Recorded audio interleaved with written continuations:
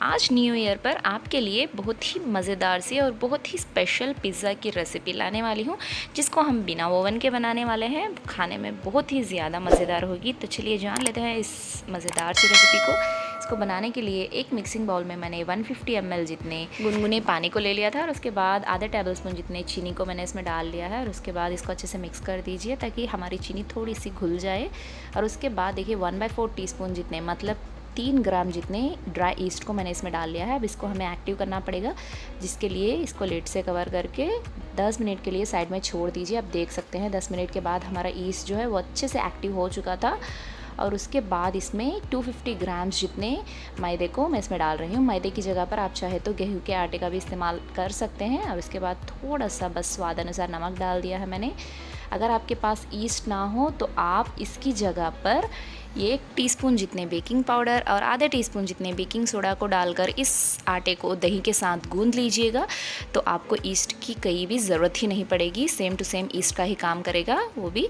तो इस तरह से आटे को गूंद लेने के बाद इस मिक्सिंग बाउल में थोड़े से ऑयल को ग्रीस कर दीजिए और उसके बाद गूंदे हुए आटे को इसमें रख के ऊपर से फिर से थोड़ा सा ऑयल ग्रीस कर दीजिए। अब इसको हमें पूरे 1 घंटे तक रेस्ट पर छोड़ना होगा। अगर आपने बेकिंग पाउडर, बेकिंग सोडा और दही का इस्तेमाल किया है तो बस आधे घंटे का रेस्ट काफ़ी होगा। तो इसको मैंने रेस्ट पर छोड़ दिया है। और उसके बाद एक मिक्सिंग बाउल में 2 टेबल स्पून जितने फाइनली चॉप किए हुए प्याज और 2 टेबल स्पून जितने फाइनली चॉप किए हुए कैप्सिकम और थोड़े से उबले हुए स्वीट कॉर्न को डाल लिया है। अगर आपके पास ये वाले नहीं हैं तो आप फ्रोज़न स्वीट कॉर्न का भी इस्तेमाल कर सकते हैं। और उसके बाद स्वाद अनुसार नमक डाल दिया है। और उसके बाद 1 टीस्पून जितने इटालियन सीजनिंग और चिली फ्लेक्स को भी डाल लिया है। और उसके बाद थोड़े से ब्लैक पेपर पाउडर को भी डाल दीजिए। और उसके बाद थोड़े से पिज़्ज़ा सॉस को हमें इसमें डालना पड़ेगा।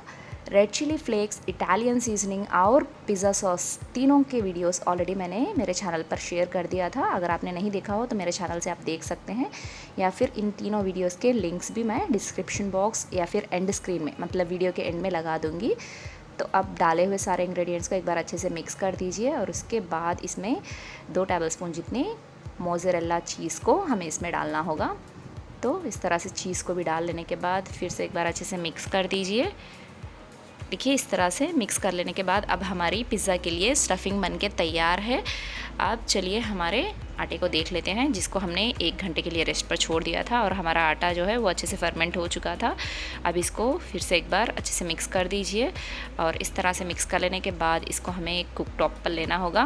तो कुक टॉप पर थोड़े से सूखे आटे को डस्ट कर दीजिए और उसके बाद इसको थोड़ी देर मसल लीजिए। इसके बाद हमें इसको कट करना है। तो यहाँ पर जो आटा मैंने गूंदा है इससे हमें 2 पिज़्ज़ा बनेंगे, बट मैं यहाँ पर आपको एक पिज़्ज़ा इससे बनाकर दिखा दूँगी। तो इस तरह से इसको कट कर लेने के बाद इसको एक बढ़िया सा शेप हमें देना है। तो इस तरह से पीछे की तरफ प्रेस करते हुए एक बहुत ही बढ़िया सा शेप दे दीजिए। इस तरह से देने के बाद अब इसको एक रोलर पिन की मदद से रोल कर लीजिए। तो कुकटॉप पर फिर से मैंने थोड़े से सूखे आटे को डस्ट कर लिया था और इसके बाद इसको अच्छे से बेल दीजिएगा।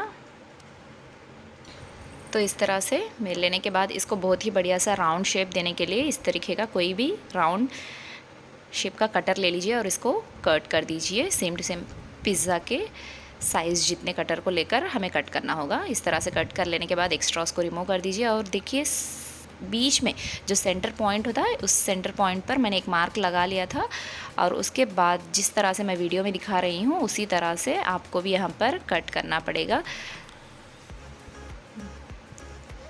तो यहाँ पर इस तरह से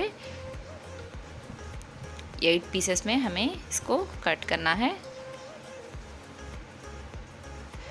इस तरह से कट कर लेने के बाद जो स्टफिंग हमने बनाई थी उसको इस तरह से बस 1 इंच की गैप छोड़ते हुए बॉर्डर पर रख दीजिए। अगर आपके पास पनीर हो तो आप पनीर को भी इस स्टफिंग में मिक्स कर सकते हैं। तो इस तरह से रख लेने के बाद फिर से ऊपर थोड़े से चीज़ को मैं डाल रही हूँ। तो इस तरह से चीज़ को डाल लेने के बाद अब हमें इसके एडजेस को कवर करना है, जिसके लिए मैं इस पर थोड़े से पानी को लगा रही हूँ। और इस तरह से पानी को लगा लेने के बाद इसको ऊपर की तरफ खींचते हुए इस तरह से पैक कर दीजिए। आप जब पिज़्ज़ा बेस को रोल करेंगे तो एक बात का ध्यान रखिए, आपका पिज़्ज़ा बेस जो है वो एकदम पतला मत बेल दीजिएगा। उसका थिकनेस जो है वो बहुत ही ज़्यादा मायने करता है। थोड़ा सा थिक ही इसको बेल लीजिए और इसको एक बहुत ही बढ़िया सा शेप देने के लिए इसके किनारे जो है उसको इस तरह से पिंच कर रही हूँ ताकि ये बहुत ही बढ़िया सा स्टार शेप में पिज़्ज़ा लगे। तो इस तरह से प्रेस कर लेने के बाद अब पिज़्ज़ा बेक करने के लिए मैंने एक प्लेट को ले लिया है जिसको थोड़े से ऑयल के साथ ग्रीस कर रही हूँ।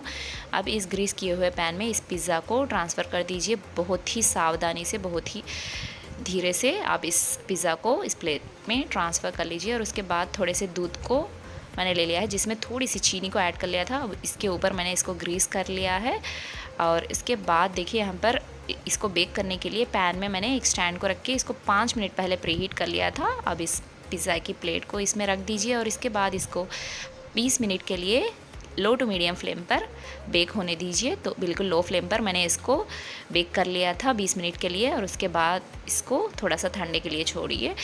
और उसके बाद इनके किनारे जो है उनको थोड़ा सा लूजन अप कर लीजिए। इस तरह से कर लेने के बाद अब गर्मा गर्म पिज़्ज़ा आप सर्व कर सकते हैं। हमारा बहुत ही बढ़िया सा मज़ेदार सा पिज़्ज़ा बनके तैयार है। आप भी ज़रूर इस पिज़्ज़ा की रेसिपी को ट्राई कीजिएगा और आपको इसका टेस्ट कैसे लगा ज़रूर आपका फ़ीडबैक हमें कमेंट के ज़रिए बता दीजिए। तो रेसिपी अच्छी लगी हो तो लाइक कीजिए, अपने फ्रेंड्स एंड फैमिली के साथ ज़रूर इसको शेयर कर दीजिए। और भी इंटरेस्टिंग और भी नई रेसिपी सबसे पहले देखने के लिए चैनल को सब्सक्राइब करके साथ ही लगे बेल को दबा दीजिए। Thank you for watching.